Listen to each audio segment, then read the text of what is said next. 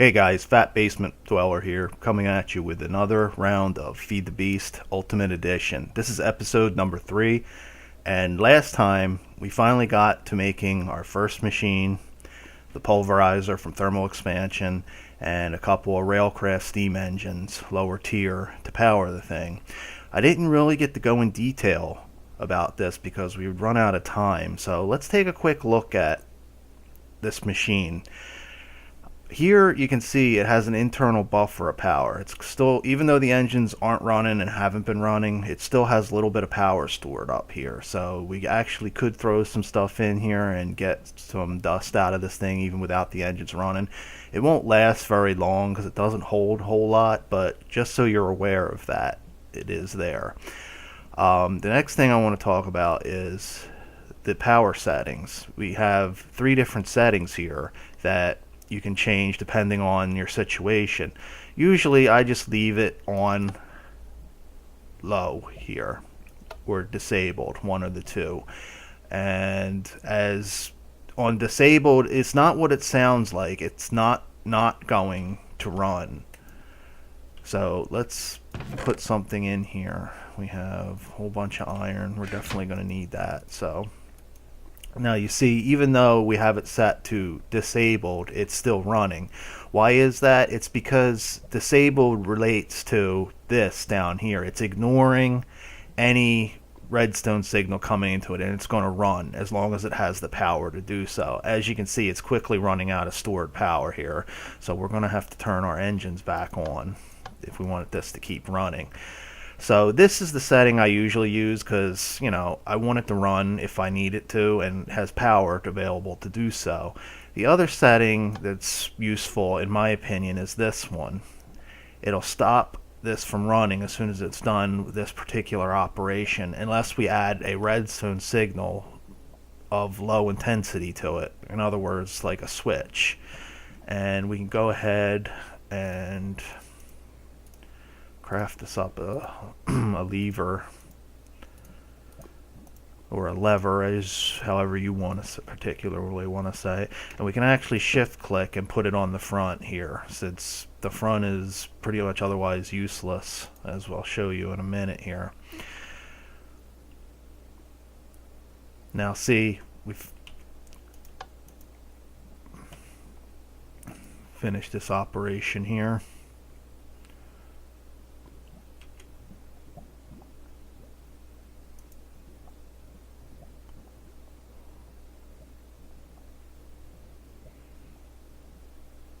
Now see, it's finished the operation after it started before I threw the switch, and now it's not running. Even though it has the power to do so, the engines are running, it's getting power. You see the buffer filling up because it's not running here. Now if I throw this switch, you see the light comes back on in the front there, and it's running again. So if you have, for some reason, you don't want this particular machine running all the time with power going through the lines, then that's how to do it. And the third setting is it requires a high signal, in other words, a redstone torch. And the only thing I really use this for is kind of an off switch, as opposed to ignoring redstone signal entirely. So, but, if you have a complicated power network going on here and you may be able to find a better use for this than I do, then go for it. But these are the two that I tend to use right here. And let's put it back on disabled because I want this thing running. The other settings on the machine are here, and this is the configuration of the inputs and outputs to the machine. Blue is for input, and yellow and red are for outputs. We can actually see the colors up here. The blue here for what you put into the machine, and the main output over here is red. You can see we're put iron ore in here. We're getting pulverized iron in this output. Down here is the other output slot where we get the special output. Each ore other than gold has a chance of giving us a special material every time we pulverize something. So for instance, as we can see here, when we pulverize iron, we have a chance to get pulverized ferrous material, which tends to be, I think it's nickel. Don't quote me on that. We can actually throw it in the furnace to check, but it's something to use for invar ingots, mixing it together with other dust and then smelting that, and we'll be using that later on for some more advanced alloys, but don't worry about that right now. You can just throw these in your chest and save it up. So working on pulverizing iron here, you see we have to manually feed this in right now, and the stuff just stays there, and eventually if we keep putting stuff in here, obviously this is going to clog because max size stack is 64. Now there's room for 2 max stacks here, so we can put 2 stacks of iron in here and let it pulverize before we can't put any more in for it to do anything. So to demonstrate how nice these thermal machines are, thermal expansion machines, versus say the industrial craft macerator, let's put a chest next to this thing, and look, already our piles of dust are getting sucked out because we have this right side set to be outputting the red, which is this. And if we look in the chest here, magically our dust is appearing in there. We don't have to use any pipes or any kind of power system. These machines will automatically output the dust out the output side, as long as there's an inventory available for them to do so. And if we want, we can set this to the orange setting, which is both this output and this output, so it'll clear both of these outputs to clear the way for more material being put in, which is really nice.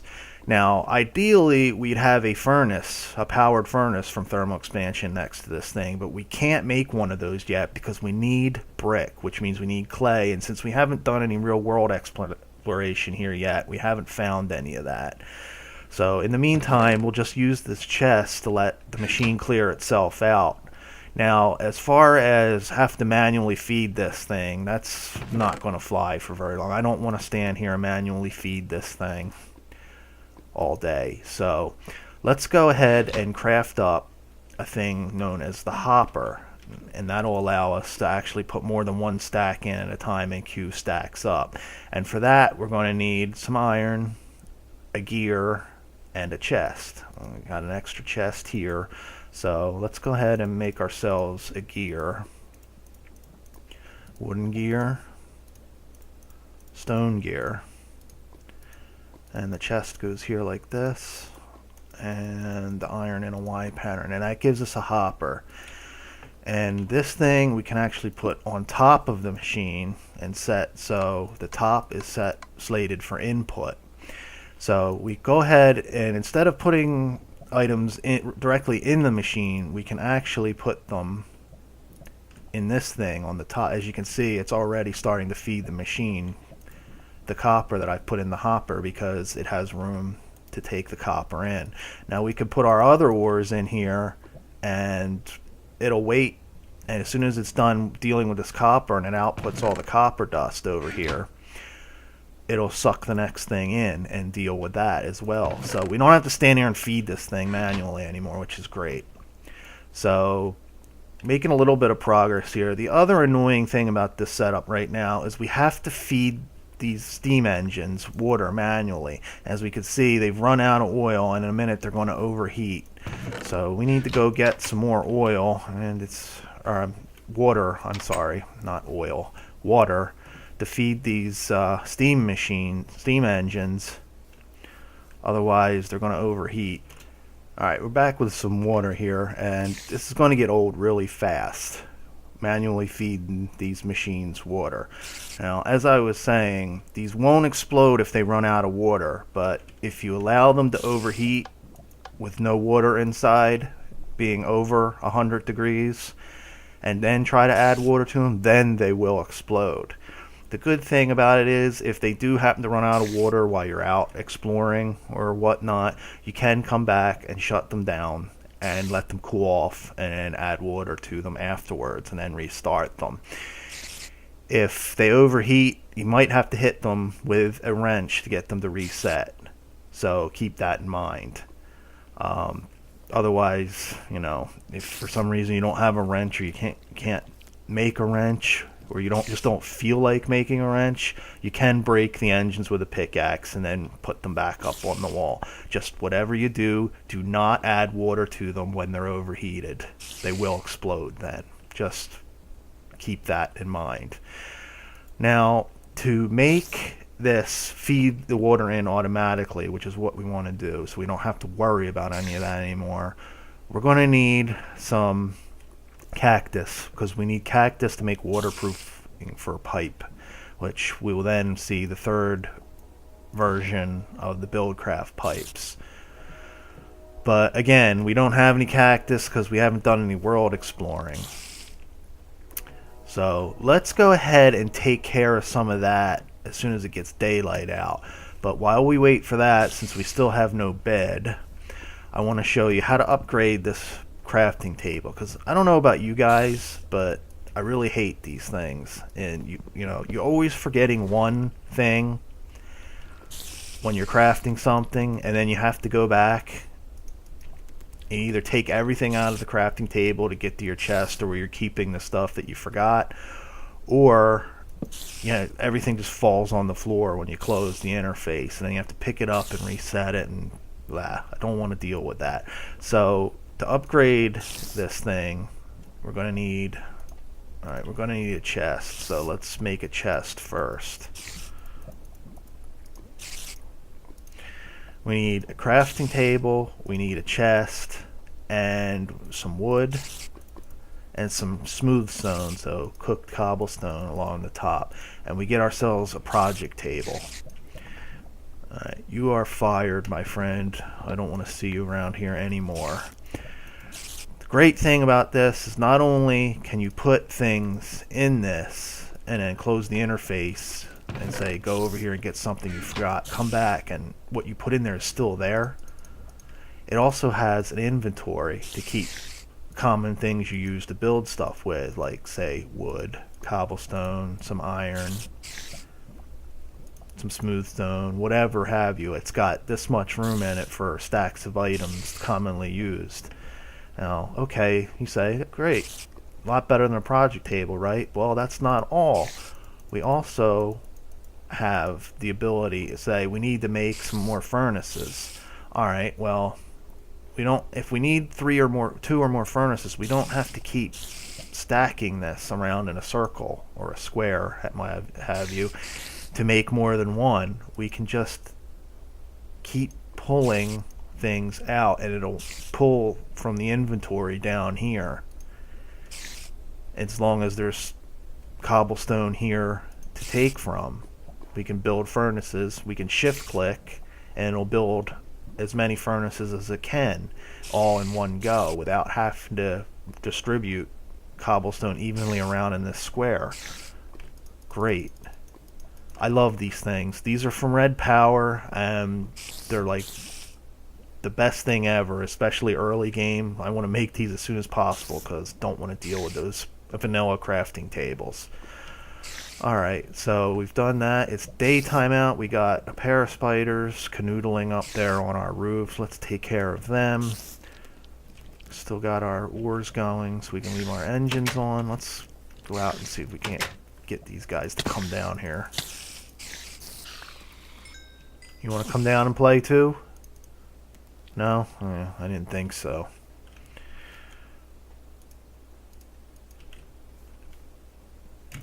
The Minecraft elevator. Get off my roof.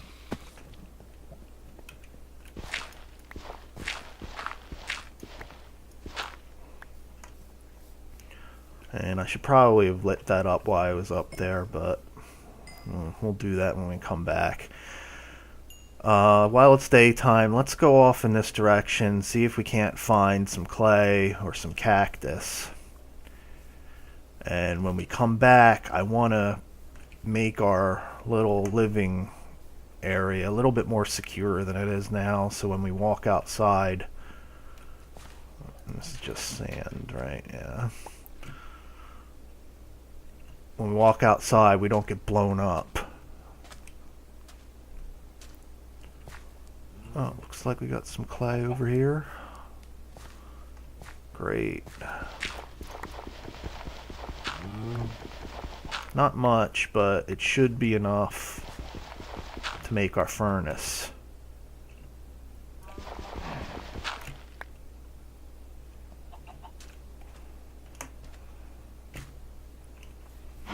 So now that we've successfully found some clay, let's see if we can't find some cactus to go along with it.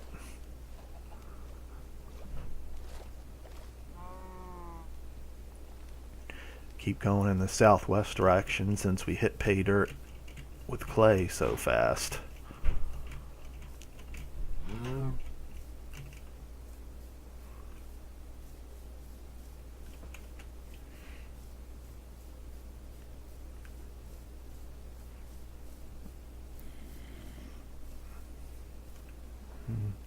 Nice little marble quarry there.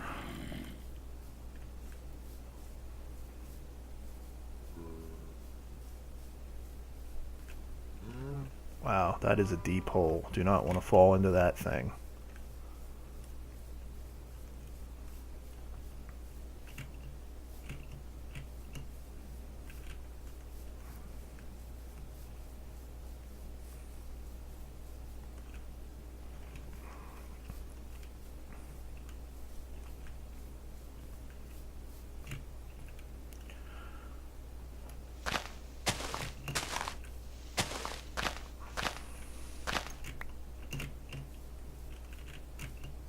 All these trees and leaves keeping me from running.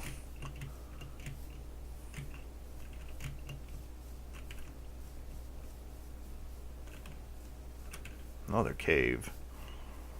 Amazing what you find when you actually leave your house, huh? Well, it looks like we might have a desert over here unless it's a really big beach.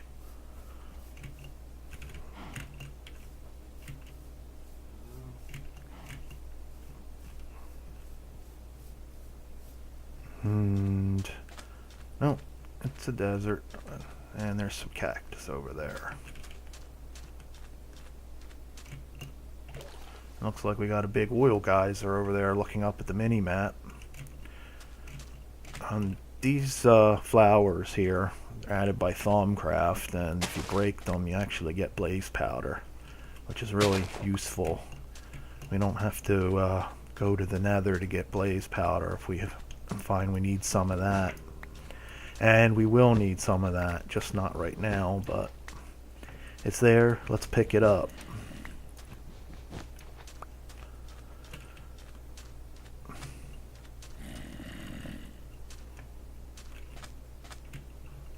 Grab this cactus and then let's head back. Grab a little bit of the sand. We'll make a small little farm to plant some cactus just in case we need more later. We don't have to come all the way back over here for it. And let's eat my last chicken here so I can run some more. Alright guys, I'm back and just cooking up some of our clay for bricks and a cactus for our cactus green. So take some of the cactus green, instead of using it as a dye, just put it in a crafting area again. Your hand is just, crafting area is fine, and we get pipe waterproof. Now if we take a regular transport pipe instead of redstone to get conductive pipe, we add some waterproofing to it, we get waterproof pipe. Now we're using gold pipe again because gold pipe in Buildcraft is pretty much the best kind of pipe you can get for transporting things.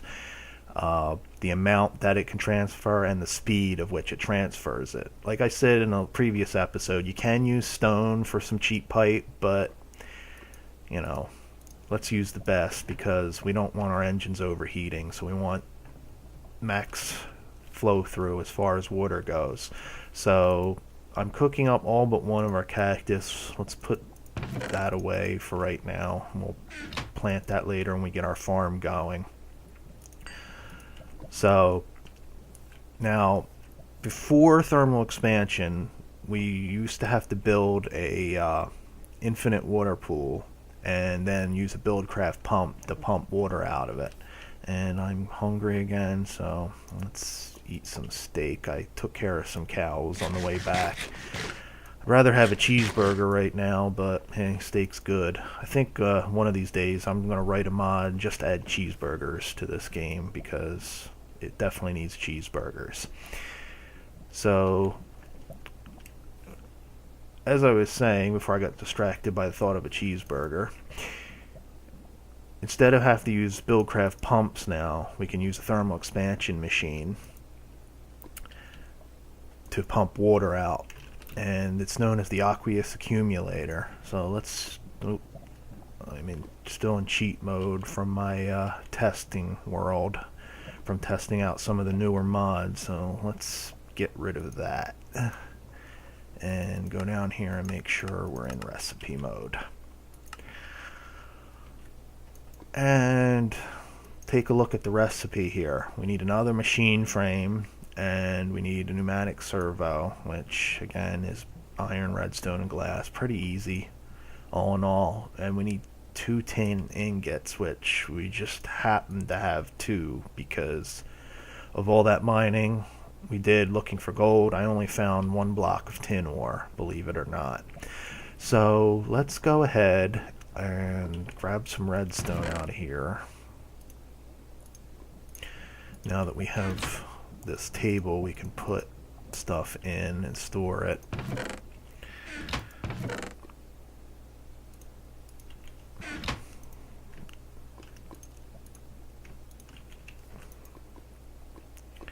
Because we're going to need more iron as well. So let's make this first, because we have enough materials right now to do so. And the machine frame, we're going to need gold. Get some more iron here.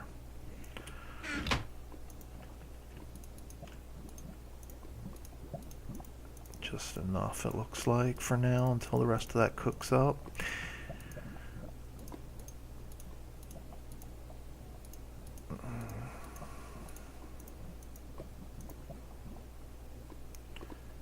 And we're going to need a bucket, right? Yeah.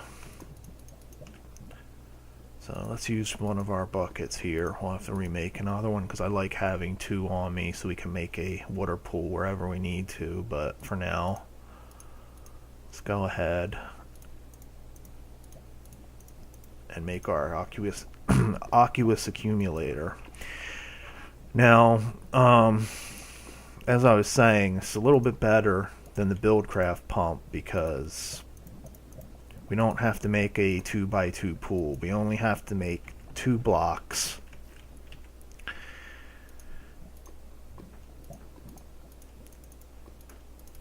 Next to the machine in order to get this to work. So I'm probably going to need to make some more pipe. And it's dark outside again. Beautiful. We're going to have to find some sheep or at least enough string to make some wool to make ourselves a bed so we can skip the annoying nighttime. But what we want to do is we want to go outside and pump water into these things. Let's go ahead and shut these off because we're done with our work here and we don't want these things to overheat. Let's see how many creepers we got going on out here. Alright, so we need some water again, so let me go get some water and I'll be right back. Dodging creepers and skeletons just to get some darn water. You guys are really annoying.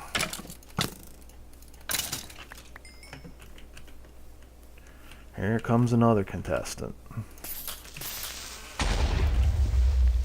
Thank you for that crater in my front yard. Definitely going to add to the property value of this place. My beautiful cobblestone shack. How am I ever going to sell this place? I'm telling you. Clear this grass out here. And we want to run the pipe in here. So let's go ahead and dig down in here.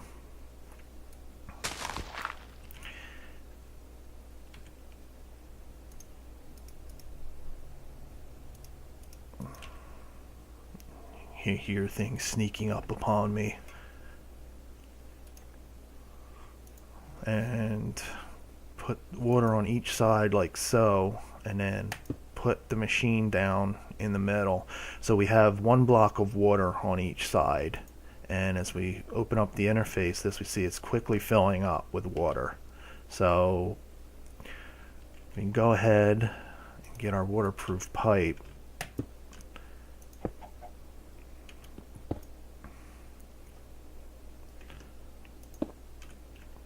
And yes, we're going to need a few more of these.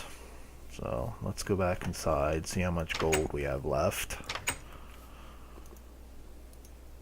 Looks like just enough.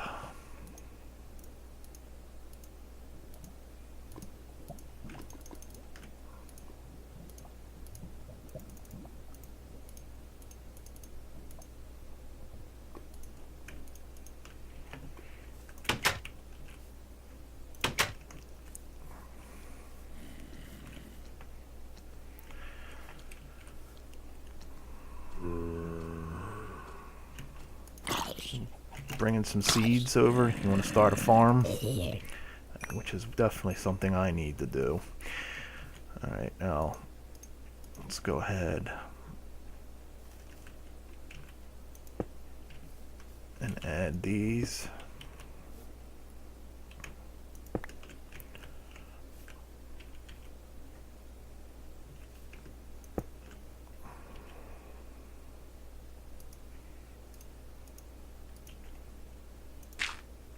Cover that hole up a little bit, and we have a self-feeding engine for our water. So see, our engines are now full, and they will continue to stay full.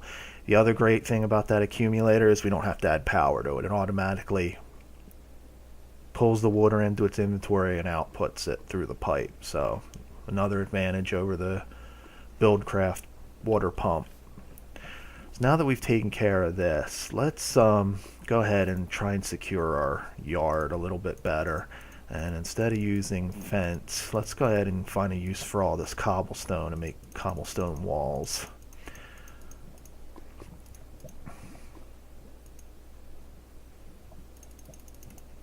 It's probably enough, but we'll soon find out. So let's go ahead and start walling off some area that we can be safe in, walking out our front door, and an area to have a little farm or something in the back.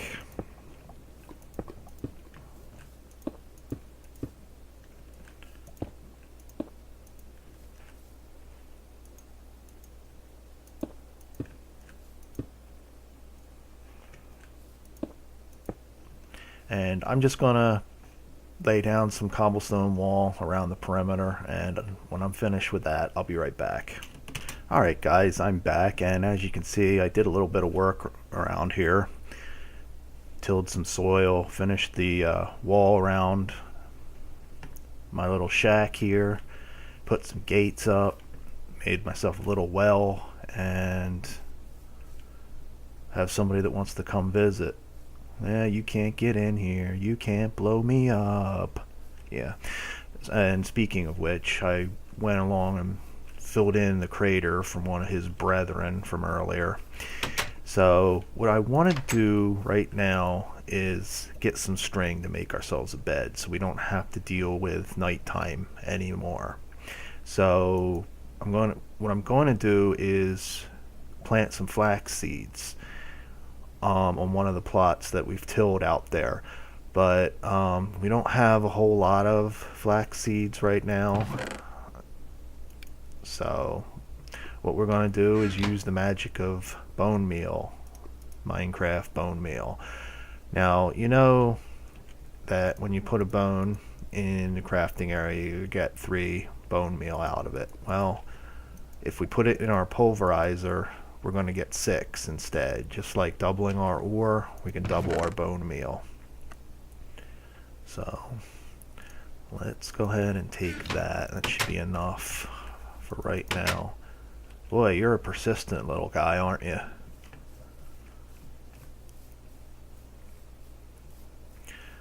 So let's go ahead and plant this down, break it, get some seeds and string back.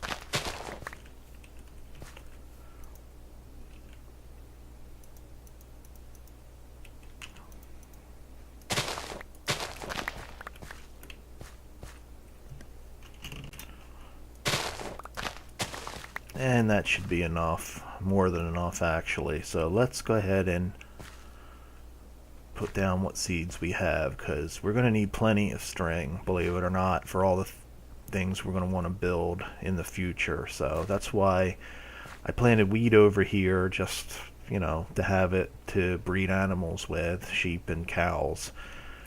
And we'll have the seeds for chickens as well. So, but this is really the important farm that we're going to need, at least in the for the immediate future, is what I'm trying to say. And yeah, so let's go ahead back inside and finally make ourselves a bed so we can stop sleeping on the ground. Looks like our friend gave up finally. And take our string, make 3 pieces of wool,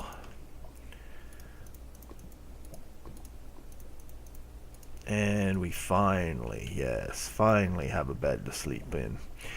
And I really need to do something about this floor, don't I?